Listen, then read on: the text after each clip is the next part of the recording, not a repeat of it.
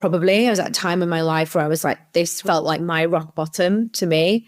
For me, 11/11 felt like just a moment where one door was closing and something new. Really, all of that was a breakthrough rather than a breakdown. I had to be pragmatic as well. So this wasn't just a moment in my life where I could just turn around and go home. It was like, I've got to get my ducks in a row. I've got a small person I'm responsible for.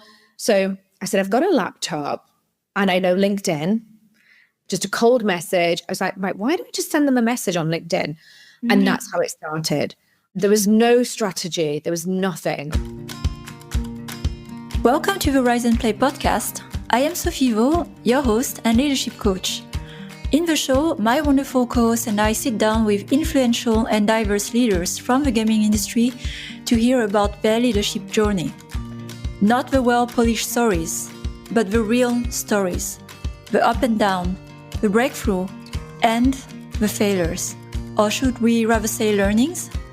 Each episode will transport you into a magical space of vulnerability with our guest. And together, you'll be reminded that no matter how hard it is, you are not alone in this journey and find the courage to keep going. Come and join the ride. Let's begin. A former product leader who worked 16 years in the gaming industry, I know how difficult it is to get reliable and usable player insights. The logistics of scheduling, recruiting the right players, collecting and reviewing feedback, it is all time away from game development. But you know how fundamental it is to test assumptions with your core audience and iterate at a lower cost before marketing an unproven game. I am proud to announce Playtest Cloud as our key partner, as I have believed since day one in the quality of their service and their mission to democratize player research. Playtest Cloud can take the hassle out of organizing game research yourself and delivers results within 48 hours, allowing you to implement changes in time for your release. Having been a long-time user of the platform, it is the industry standard used by top AAA and mobile studios, and now they also support indie developers with special pricing. Working for a year on the wrong game is an expensive mistake, and you can de-risk it now by investing in your player research. Check out the show notes for a free trial and learn more about Playtest Cloud. Hi, everyone. Welcome to a new episode of Rise and Play. And today I'm super delighted calling from Dubai. I sit with Subina Kiani. And Subina is the founder of 11/11. We'll come back to that later, why 11/11. And for the funny anecdotes, as I'm connecting from Berlin, but Subina from Dubai, it was exactly 11/11 when we started to hit the recording button of the podcast. So it was like so much synchronicity recording this morning. And a bit of context about 11/11, a recruitment company trusted by over 40 gaming studios and tech studios globally. And Subina before had 15 years of experience at hunting and hiring, helping high-growth companies and build a line and high-performing team and fast. We'll also cover that today, but just to give a bit of a context of what Subina is doing. But when we connected at the beginning of the year in London, we just had a moment of connection. It's like, we need to talk because I love to see women building their business in the way they believe and truly align, fully align with intuition, movements of the world.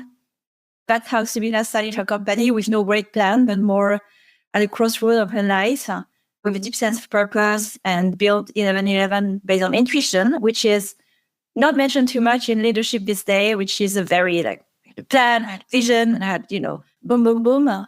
This is also an interesting part to see how with the future of recruitment, hiring, people and AI, how you, Subina, you're approaching it with your business after over a decade and with all the learnings. So let's begin, and I'll welcome you to the show. Hi, Subina. Hi, Sophie. Thank you so much for that wonderful introduction. And yeah, I do remember that's how we connected, actually. I think we started talking about, it was to do with women in leadership roles and tech, especially. You and I have both worked in tech.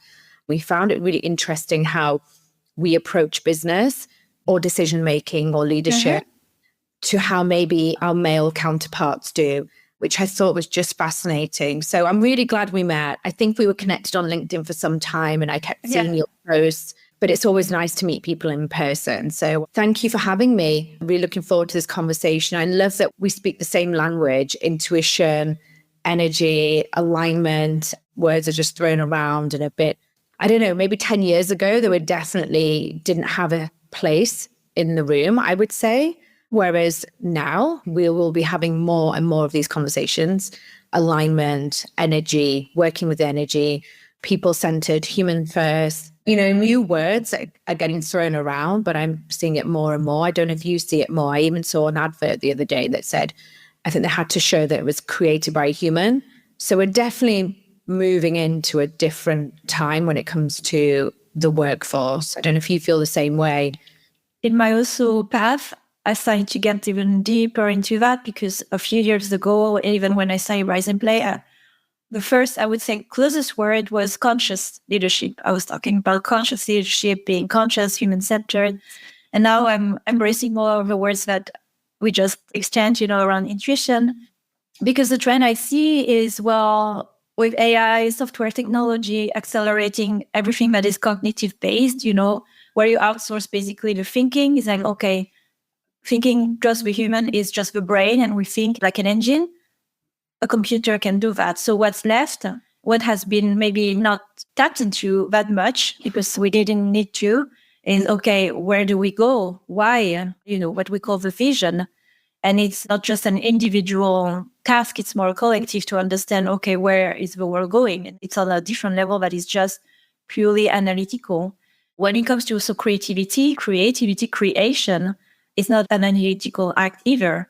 So it comes from the heart, comes from a movement. That's how, civilization, religion, many, many big movements of the world that survived times and, millennials have been created. And we are definitely entering an era where, okay, we've gone that far with the brain, with the mind, with cognitive, and not to discard it. But there's been an imbalance on how we connect it to ourselves. And that's why I look at more consumer, from a consumer side. Today, we can order anything we need at the tip of our finger.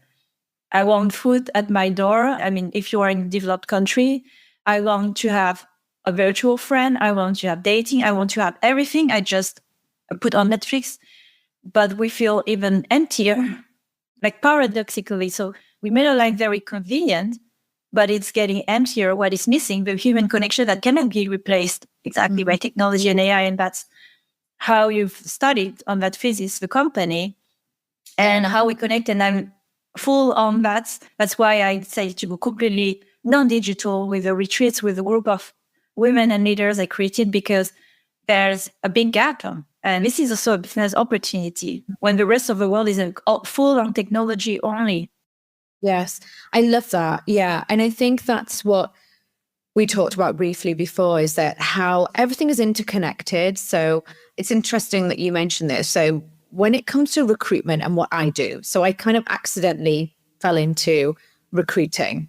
I was at university, I was going to study law, I was going to do all these serious things and, started some of the businesses.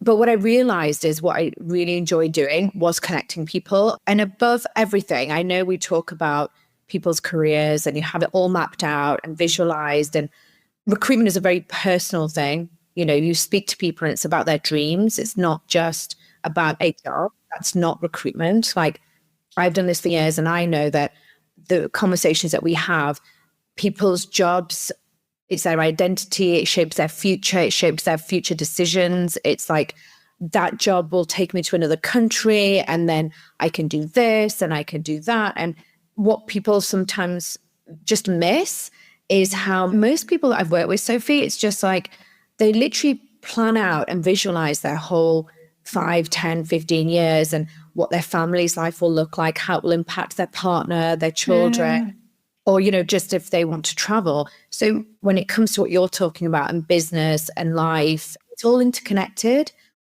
With the same person, like I think there was such a separation between who you are at work and who you are in your personal life. And I think those lines are blurred now. I do think now that people want to be their authentic self. They want to bring, like you said, it used to be about conscious leadership, but it's evolved from that now. It's like, it's about being authentic. It's about bringing your energy and relationship and life and business is all interconnected. And how do you just bring the best authentic you into that setting? So whether that's a job that you've done for 15 years, or maybe somebody goes and speaks to you, or, we talked about this, how it makes them change their whole trajectory of their career. And they suddenly realize that what they're doing, perhaps in a corporate environment, isn't really them, and they change direction completely and go and do something else. So I think we're coming into an era, I guess what we're both kind of in agreement with for sure is I think we're definitely coming into a really exciting time. I think a really uncertain time, have to say, like the last 18 months, 2 years, the conversations I'm having with people. And the market is, I think we're still recovering from a really tough few years. I'm talking more about gaming and technology, my area of expertise, and my team. We work more in tech, gaming, AI. And, we've been faced with, you've seen on LinkedIn, layoffs, restructures, shifts in funding, investment shifts. There's a bit more optimism, though, again. I'm starting to see that now. It's a bit more optimism. But what I'm seeing is that with the advancement of AI, I think people are wanting to find those jobs that are authentically aligned with them. So I'm not in the recruitment side, but more on accompanying the people who are exactly transitioning career, jobs, companies, sometimes full industry. I see a midlife crisis for many qualified workers, professionals, so intermediate to senior, so 30 to 40s. And I have to say, more women that I find, at least in my constellation coming to me, I know her word, constellation, there's really a misalignment and suffering, actually, of, you work that hard for 10 years, over a decade, with a promise or myth to be in a place where it will get easier for you, where you have more responsibility, agency, which are probably to get there. For the woman I work with, it took sacrifice. Postponing becoming a mother sometimes. Sacrifice of enduring certain comments that were very unpleasant, where you are the only one in the room, in the environment, and you navigate that to be even less yourself. For what? And so there are big questions that you receive as well. Is valid to be working at a company that by nature is corporate? Is valid to work in the tech industry? It's so bad anyway. So I see that actually more feeling a bit of hopelessness. And at the same time, because there's the need of financial stability, which is, we live still in a society where money is the basis, the foundation of taking care of yourself. Of course, it's not the only way. So that's also where I accompany, because it's not the only way. When you don't have the job you dream, you create your job, right? So, like you did. So there's that dilemma. I need a job. And then at the same time, I'm going to put myself where I will feel really sick, burned out, and I have no option. So that's more what I see with people I talk to, is I'm being very pragmatic. It's just the job. My soul is completely, checked out. But I wonder if also for companies an opportunity to evolve to a new paradigm where it's not just about extraction and using people as resources and then, just getting rid of people when you no longer need them, because it's about humans. Like if people are looking for a place where they can feel a bit more themselves, they're going to go away from places that don't offer that. And I'm thinking of the younger generation as well. Mm-hmm. And it's not reflecting currently how business are operating. Yeah, no, I do see that. I do think there's a shift definitely between maybe the age bracket that you talked about. And especially if we talk about females and the sacrifice. And I've had many of those conversations with female leaders over the years as well. And like you said, it's a bit of a myth that you can have it all. You can't really, you've got to balance. And what I found is that as a mum to a young boy as well, there's certain times that you've got to be available for this person and that person and work. And there's no such thing as balance, really work-life balance. Definitely not. I've never found I've connected to that. I think for me, it was just figuring out where I can give 100% or my best right now, and then compartmentalize and bring that part of me to work and that part of me in your personal life. I'm not saying it's getting easier, But, especially with COVID, people were working from home. I spoke to many parents and people and women working from home as well and leaders. But I definitely think there's a shift now, though, towards wanting employers to, like you said, offer more, or people wanting to work in environments that are more aligned with them, which means maybe they want to work in a different country or they want to work. I mean, you'll see on LinkedIn all the time the constant debate around remote working and, being in an office. There's lots of, discussion around returning to work as well and returning to office, and people are more productive in offices, but it's just not the right working environment for everybody. I think what I'm finding is that some companies, maybe more in the startup environment, they're a bit more flexible. They're a bit more open to having conversations to get the best people on board. What does it need to look like for them? So maybe their benefits are tailored to that one person, because person A and person B have very different goals in life. Yeah. So they might say, look, I have a family. The other person is like a young person who just wants to travel. So what I found is some of our clients, I'm seeing a bit of a shift. They're saying, look, we're going to build the environment to some extent, not everything. Obviously, we have our company goals and visions and our North Star, and this is our compass, and everyone needs to align. But in terms of how you work and where you work from and what brings out the best in people, I think that conversation is happening more and more now, which is really interesting to see. Before we get a bit deeper in what you do, because I have many questions on this whole complex human problems, on where do we spend our time, how, the origins of the company, because while we talk about it with updated knowledge of, okay, this is the situation, I'm not sure if 10 years ago it was that open into that way of approaching recruitment and seeing, again, the human at the center.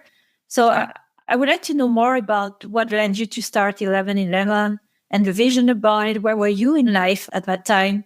It's not easy to start a company, a business. I always admire, in a double sense, women who start their business, because there's not much encouraging you to do it, but you do it anyway. So I'm very curious about the origin story. Yeah, absolutely. So I started 1111. I was at a crossroads in my life, actually. So I had worked in recruitment briefly before. I'd started a couple of other businesses.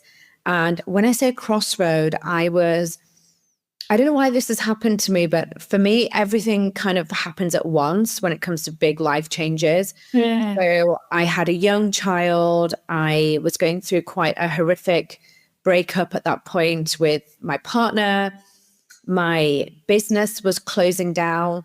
I was financially, emotionally, spiritually, even physically, I had a really young boy. I was exhausted. I was flawed, probably. I was at a time in my life where I was like, felt like my rock bottom to me. Mm-hmm. But out of that came I don't know if I was resourceful or I needed to come up with solutions. So for me, 1111 felt like just a moment where one door was closing and something new. And weirdly, I started to see 1111 quite a bit when I was just starting to figure out what I wanted to do. I couldn't really decide, what direction to go in. I was all over the place. So I would just have a thought. And my sisters thought I was going absolutely nuts. And my friends were like, you're crazy. Like, maybe just, you've got a lot going on. Your brain is stressed. Because I'd message them and say, guys, I keep seeing 1111, or I will receive a message or it's on my car, it's like 1111 and the temperature's 11 degrees. And it wasn't that it was a number. I know it makes me sound absolutely nuts, but it wasn't that it was a number. It was more that it meant something to me. So Yes. It was more that I had a feeling. I think that's what I was trying to explain to people. And I find now people kind of get it, but like 10 years ago, they were like, are you crazy? You must be tired, right? But all I can say is it just made me feel a certain way, because I was like, well, do I turn to people? Who do I ask? Like, what should I do? Mm-hmm. What am I doing? We've all had times in our life where you feel so uncertain. But actually what I felt was I was kind of closing the chapter on my previous life, my previous identity, my previous me, but I wasn't quite my new me. So I was in that middle. I don't know if you've ever felt like that, but I was in that middle place where it's really uncomfortable. And I was like, I don't know who I am. I don't know where I'm going, but I'm not where I was. So there's a bit of that going on, a bit of just inner turmoil. But really, all of that was a breakthrough rather than a breakdown. At the time, it felt like everything was breaking down. And I was obviously, I'm a bit wiser now. I like to think I've lived through a few things.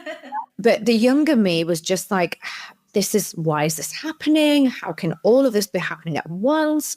What do I do? And then I think I just sat down one day and said, okay, what was I really good at? What did I enjoy? I think I wrote it down on a piece of paper. It was really just a conversation with myself. Like, what am I good at? Or I think I'm good at? Or people tell me, complimented me or said that you're good at this. Because sometimes it's really hard to think, what you're good at without feeling like, I don't know, is this my ego talking? Or now I can do that exercise, by the way. The older me can definitely do that exercise. When I was younger, I was maybe a bit more naive and I didn't want to have that conversation with myself. But what do I enjoy doing? And what could I kind of start now that would just, give me some purpose? I was missing some purpose and I had a young child. I had to be pragmatic as well. So I said, I've got a laptop and I know LinkedIn. And I used to work in recruitment prior to my business closing down. I said, oh, wow, I used to be like a top performer in my previous recruitment business. Why don't I do that? So I just started reaching out to clients I'd worked with 5 or 6 years ago. Just a cold message. I was like, right, why don't I just send them a message on LinkedIn? And that's how it started. There was no strategy. There was nothing. Like now when you think and talk to people and, they build businesses and you can run things through GPT now. I didn't do any of that. I just thought, what can I do that I could start now? I enjoy doing. So started reaching out to some clients with me, seeing 1111 all the time. I always felt recruitment was very cold, transactional, very salesy. Actually, when I started, it was a very sales focused industry. It was like, you do this, you bring these deals on and you close deals. And I never understood that because I wasn't selling a product. I found it very bizarre, actually, that we were talking about sales when we're dealing with people. I never connected to that. I was like, can't be sales. This feels weird. Like these are human connections. So it felt very transactional to me. So I was like, I'll just do it differently. I'll just do it my way. It'd be more connected, more thoughtful, more considered, just, respecting what people's dreams were and not just thinking about a deal, not just skills, but matching people to people and matching people to visions. And that's where it started. That was kind of it, really. What did you come up with? Did you have a business plan? There was nothing. I think it was very accidental. But what I did find, Sophie, was that demand grew very, very quickly. So I went from having no grand strategy to one colleague who I'd worked with previously joined me at my kitchen table in my house, day one. And off we went. And then here we are, like almost a decade later. Yeah. How many are you, weighing your team today? The largest size we were around 15. And then we kind of went back to more of a core team. Just we changed how the business was evolving and how we wanted to do business and who we wanted to partner with. So at the moment, we're a team of 8 all over the world. We used to be in an office. We had a hybrid. We kind of went from office space, everybody being in an office, to COVID years, to remote completely. Then we went to a hybrid working environment. And now we're just all over the world. So some people in the UK, South Africa, I'm in Dubai, but also in the UK, I kind of go back and forth. The goal is now that we just meet up in different countries instead of having a permanent office. I think it just suits our kind of vision and how we want to work. Because I've always worked globally like you have with companies all over the world, it makes you feel like the world is a smaller place as well. So I think it's fine to just be everywhere. Yeah, it is. Now with transport, within a day, half a day, you're already, on the other side of another continent. Yes. Thanks so much for sharing your whole journey. It's very inspiring even today, in conversation I have with, again, professional in transition, where it becomes a very complex question. Where do I start? Can I start something? And a few factors here I see because I see patterns. That's also what I do. talking to so many people, I'm sure you do as well, because you're a matchmaker, that you were at a time where you just didn't have so much choice to think too much about it. And then the most important things are decided very quickly. What can you start now? That's the very, I think, important, powerful question, because we live in a world with the illusion of options. I could do this, I could do that, but then you have no idea how to do this, and then you have to learn that thing. And in your case, I understood as well, you had to be responsible to take care of a little human being and then go direct to revenue. So I think this is also, when you start a business, being very pragmatic.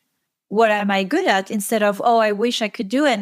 And then aligning what you are good at, what you like doing, and your way. Because sometimes we are good at doing something, but we don't enjoy it. And instead of saying, it's not for me, it's more, how can I do that thing I'm really good at in the way that I love? Which is what you've done. You transform what is recruitment with a different language, a different approach, where we have, again, illusion of options.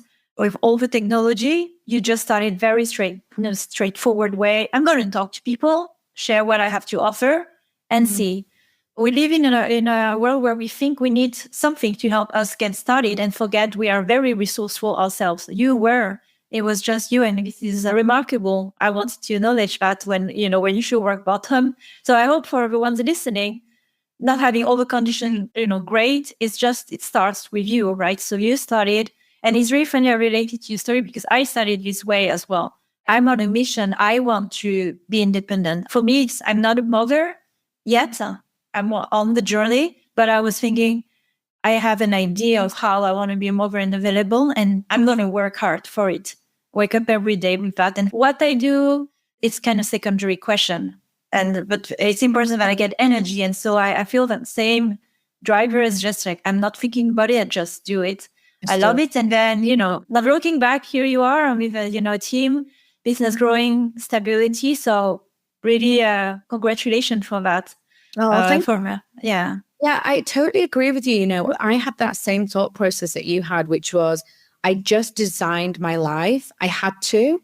I mean, I've become more intentional about designing my life, by the way, and creating it over the years. And as you get older, it's such a joy and privilege, because you become more, I don't know if this is just a female thing, but I speak to my male friends and female friends. And I think for females, it takes time for that to evolve, that almost like trust that you build with yourself. I don't know why that is, but I'm yet to meet a female or woman who is like, I trusted myself immediately, like 17 or 18. I mean, I don't know if it's a confidence exercise or a self-esteem thing or a self-worth thing, but it takes time to have that inner belief almost.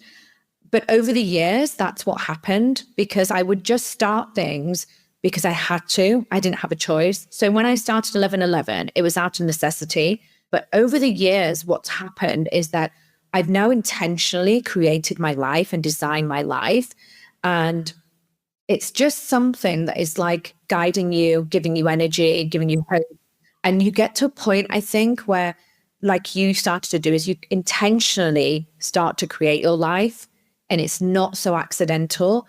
But that generally comes from a place where you and I both said we just decided we were going to start.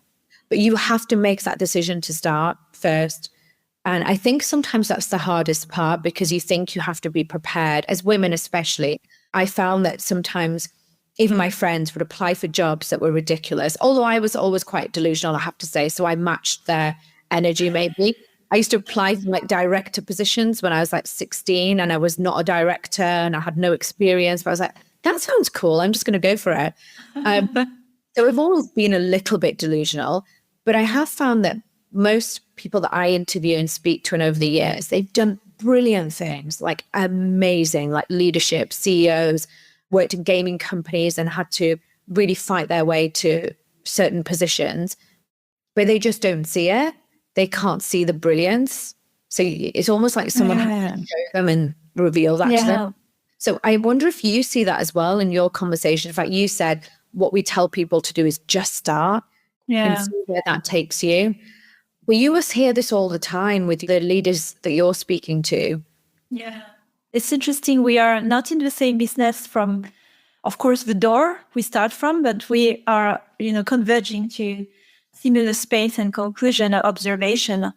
And so there's something to say about that trust in yourself, the intuition. I can speak also for women, in my own journey where there's a lot of conditioning to not trust ourselves. I think that's where, in education, society, culture, there's so many layers. So it's a journey to start to trust it. Women, especially, they have all the credential. And I see the whole strength, resources, beauty from outside. They just don't see it as a mirror.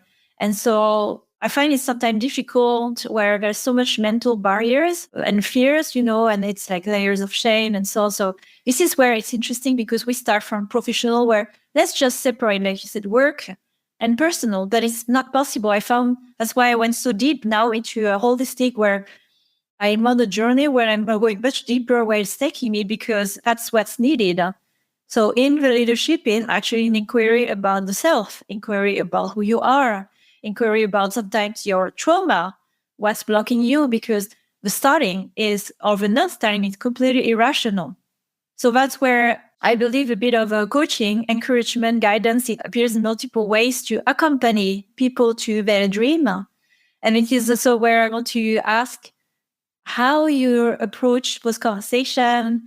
Walk me through as well a bit, how you work, whether it's the company side or people that you help them find, their dream lives, dream job, navigating that, because it's not just about the specs. It's what do you want, who you are, what do you believe, what can you see about yourself?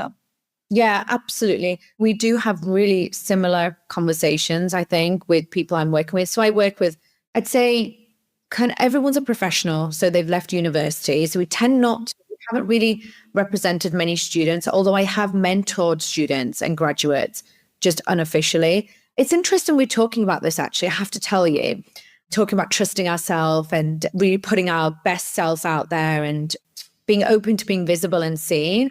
That's actually something that I personally struggled with myself as well. So when it comes to speaking to my friends and family, they might be biased, but they've always said, oh, look, you're always doing something and it's always been brilliant. And then I move on to the next thing and do something else. And they've always found it really funny how I just start these businesses and projects and I always need something like that and I'll go on to another one and then another one. But I never used to see it myself. I was just like, oh, it's not enough. I need to do another one. Until I got to the point where it's like, what is enough? Where is the finish line? I had to go, there is no finish line.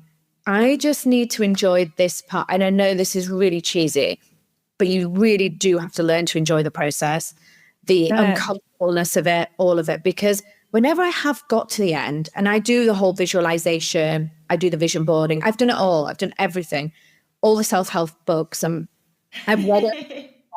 I feel like it should just be titled, it should be in my name, this section in the library, this help section. I've done it all. But what I found was that even then, there'd be a voice that would just be like, that's not enough. We need to do more. So I had to have that, almost reconcile that with myself and just be like, right, this is not helping me.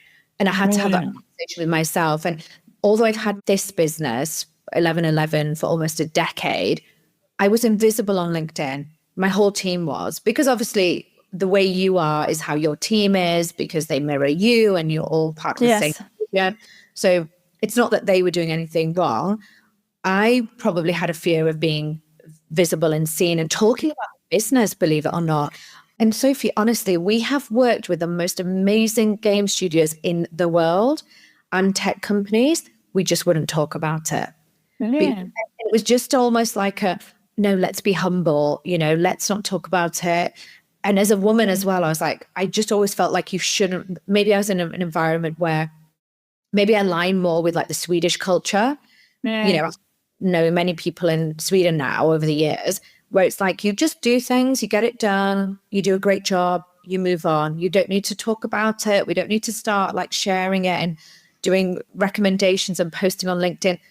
But in the last year, I've had to have that conversation and I started to do more work on LinkedIn. So even I've had a bit of a breakthrough when it comes to what you were talking about, which was trusting myself, because I had to trust myself to put myself out there. And I have to say, a lot of people I speak to now, this is becoming a thing as well now, which is now everyone has to have, what has to be more visible. People want to see you, people want to know what you're doing. So I'm actually navigating that journey myself, but also with some of my clients and candidates. Mm-hmm. And I guess the second point is, initially, the business I started was to humanize recruitment, to connect people, help them achieve their dreams, work with amazing companies as well.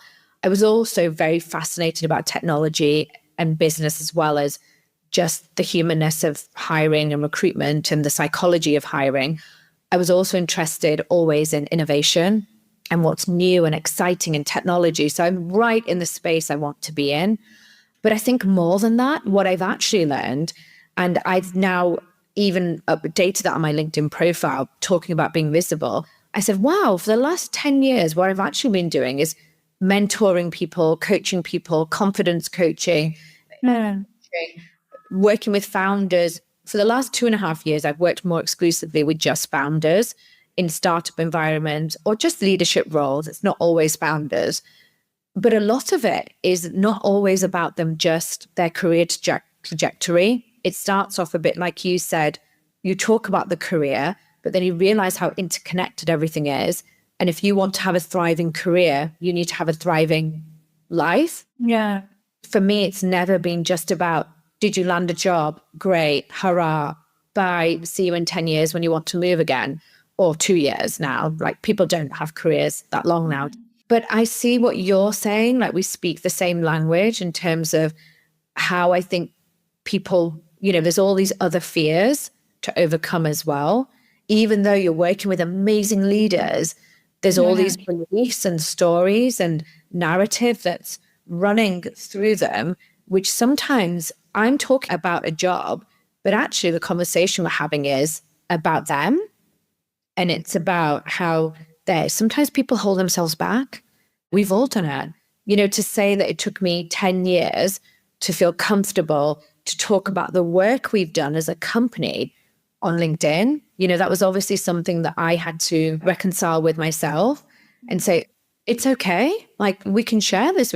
And that's what I love about your work and your podcast. It's all about inviting people and giving them a platform to have that conversation almost. Yeah. Yeah, we are much more whole than we'd like to categorize it. But it's not something we decide. I think in the business, working with people, it evolves with the time we live in. So I see, although again, by the label, we might be doing recruitment, I might be doing leadership coaching. The surface is, under the hood, is really a lot of, psychological work, coaching, mentoring, over support, guidance. I accept the mission, and I think you have accepted it too. It's like you're taken by the hand somewhere and you trust it because we are dedicated more to the mission, which is, okay, how can I, help you to have a more fulfilled life, get closer to your dream and not being attached too much to what we do. So it's evolving. I think that your job will evolve if you're really dedicated to supporting the human first. It might look very different years from now because, with an AI, you could do matchmaking, you place somebody in the job. But is this really what people are looking for when they think about the job? And it's rarely just about the job. It's exactly all the interconnection of the desires of life. And they don't know it until they talk about it. Again, I look at always with a business lens, it's a business opportunity. Everything for me around is a business opportunity from the moment you start to change a bit the lens where you look at it. And one could say, oh my God, there's so many recruitment companies out there. Why even starting? This is where the mind is talking 10 years ago. Why are you starting? It's competitive. You have no track. No. And then you just, whatever, you do it. And you do it in a way that meets the needs of the market deeper in the way you can offer, and which is also very much you. That's why for me, the business opportunity is from the founder because they are themselves the unique lens on how they approach a topic. So I love this lens on how you've approached recruitment, which is for me quite reductive to say what it is the work, because in the end, it's not just about that. It's more a life company aligning work and life. No, I definitely agree. Like you said, I think we've got to a place where the conversations, like you said, are not just about jobs of the future and jobs and working. I wonder if it's because the market is reflecting that now. People are having to, because everyone's so uncomfortable and uncertain. We really don't know what the jobs will look like for the future, right? No. Where some of the jobs don't exist right now that will exist in the future. I was having this conversation with somebody the other day, actually. We talked about, what is the outlook? And when there is AI to do all the, like you said, we can outsource a lot of the critical thinking. And I think where people will rise is their emotional intelligence. We're going to get more connected to ourselves, if anything, like you said, the humanness of it all. And I feel there's even more of a demand and feeling of people wanting to connect more as we become more AI led and focused, because I'm seeing more communities cropping up, more retreats, where people are wanting to come together to find their people. I mean, only positive can come from this, right? I just have certainty about these things that I think you have to decide how things are going to go for you. And then those opportunities kind of present themselves as well in a way. But yeah, it's interesting you talk about jobs of the future, because we say this all the time. And I think everybody's having this conversation in their businesses. What part of what we do now will we not do in a year's time or 6 months' time or 3 years' time? And what part will we continue? But I'm just seeing a rise in conversation, at least around what you're saying, which is, who am I? What do I want to do? How do I want to do it? How do I adapt to my workplace?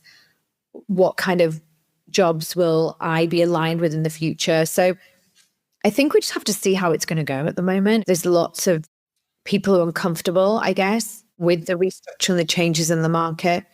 But I'm just really interested as well. I think we're moving as well, relocating, change of environment. I'm working more with women in the Middle East. I'm working more with companies in the Middle East, AI, tech companies. It's interesting to see how people work here in comparison to how people would work in the UK, where I've lived all my life. So it's a really interesting transition, actually. And seeing we will have to evolve. This is inevitable.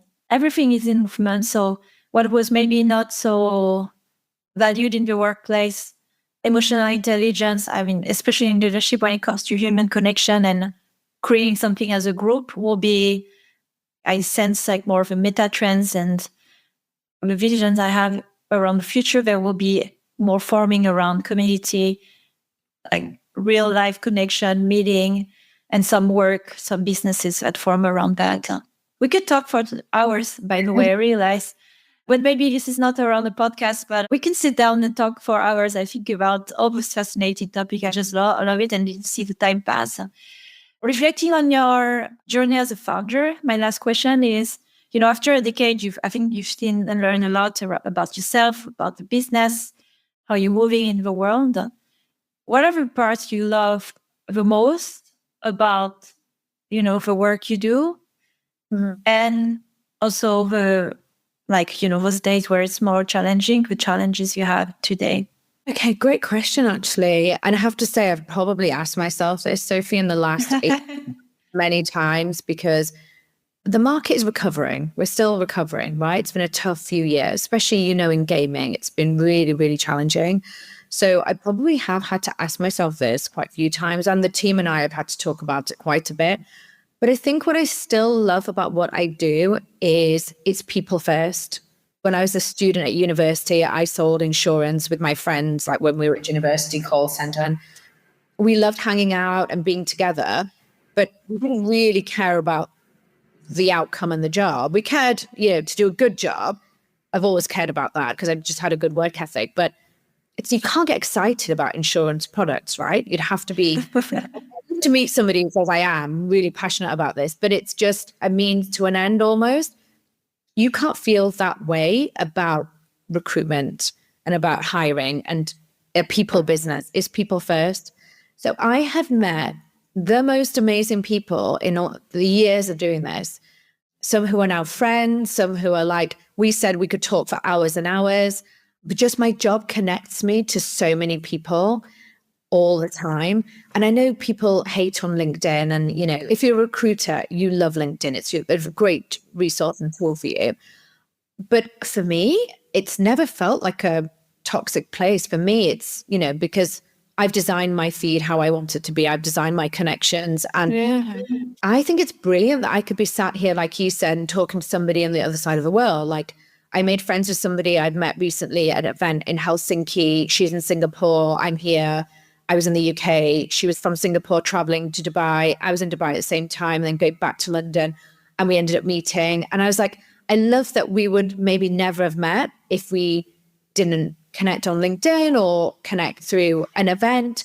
So for me, I think that part is my passion, and it just brings me joy, even when it sometimes doesn't work out, right? It doesn't always work out for people. We don't always have the outcome we want to achieve. But I just feel like it never felt like a job to me. It just feels like I'm hanging out with people, except they're sharing their personal dreams and vision with me, and I get to match that. I guess the challenging part, I would have to say, is how much the job market has changed, and the layoffs and the restructuring and the change in investment into gaming. Being super niche, we started off very niche actually in gaming. So that's been hard to watch. To, you know, people I've known for many years who are now out of work, trying to get them into work. But, you know, I can create so much and help so much, but I can't create a job market. I think having those conversations sometimes and not being able to offer somebody a solution has been really difficult. But I'm hoping that will change over the coming months and years as new markets evolve, and we're hearing a little bit more of optimism in gaming now. So I'm hopeful. Yeah. And you are an optimist like I am. So yeah, it's again, evolution. Yeah, it must be hard. This is the hard part, you know, like being also close to people to feel what they feel, and although you can't carry it. But that's also a gift to be able to work in such an intimacy, you know, and be able to be part of some evolution and helping for a better future. So I totally, you know, read you here. I think we are quite similar in that sense and why we connected. Is there something I didn't ask, but I should have asked you want to share at last before we close the conversation today? Oh, gosh. No, I think we've covered so many things. I guess what I'm really excited for is more of these conversations, to do more of this, have more conversations. It's something I'm exploring with my team as well. Just speaking to you and planning this, I realize that how much we have to share in the 10 years of working with founders and candidates and, you know, people in the job workforce. I love that more of this is happening. I think, if anything, I feel inspired by conversations like this today to do more of this and create a space, I think, for people that I've worked with as well in the same way. I think what you're doing is amazing. And I think creating a safe space for female leaders to come together and talk about their challenges, which sometimes can be quite unique compared to maybe other people who are in the same role. I think it's brilliant. And I'm just really looking forward to actually making it to one of these retreats in the future. Yeah. There's a reason why we connected, and all of this, you know, falls in a very natural way. But we are shaping also the reality that we are part of. So that's why we are here having this conversation and looking in the present and having a glimpse of the future. So we are actually also influencing by this conversation and being in the space, in the room, and with other leaders who are observing, you know, similar things. So it's going to continue, and I'm looking forward to being in those spaces. Hopefully as well with you too a bit more, because that's how we're shaping the future, and we are in a place of influence. That's also something to acknowledge. You are. Absolutely. Yeah. Well, it was amazing, Subina, and I don't know when I will make it in Dubai, but I hope that we get to at least have some time in person, because it would be an amazing evening to talk a bit more about that. But for today, as a conversation, thank you so much for you being you, you know, sharing all your wisdom, you know, journey and inspiration. I know for, you know, the women listening as well, to not overthink it and just maybe get started like you did 10 years ago. Absolutely. Thank you so much, Sophie. I'll see you soon. Yeah, I'll see you soon. Take care. Bye. Thanks for listening to this latest episode of the Rise and Play podcast. We keep growing our community of conscious leaders across the industry and beyond. If you want to join this movement, please share the podcast with other conscious leaders, because we have so much more we can learn from each other. And if you want to accelerate your growth, I offer creative leadership coaching and workshop, plus other free resources that you can find on riseandplay.io. I can't wait to connect with you. Have a great week, and remember to take care of yourself. Until the next time,